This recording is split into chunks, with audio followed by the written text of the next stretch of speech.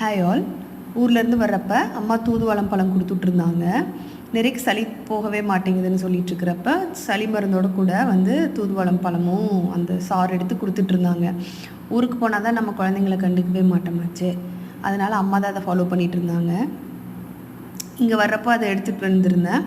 ஒரு நார்மலாக ஒரு டானிக் மூடியில் அந்த தூதுவளம் பழத்தை நல்லா பிழிஞ்சிட்டு அதில் ஒரு 5 ml இல்லை 6 ml தண்ணி விட்டு அந்த கொட்டையை மட்டும் வடித்து எடுத்துகிட்டு அது குழந்தைங்களுக்கு கொடுத்துட்டோம்னா சளி கொஞ்சம் கேட்குன்னு சொன்னாங்க. நான் ட்ரை பண்ண வரைக்கும் நிறைக்கு அது கேட்குது. நீங்களும் ட்ரை பண்ணி பாருங்கள். பாய்.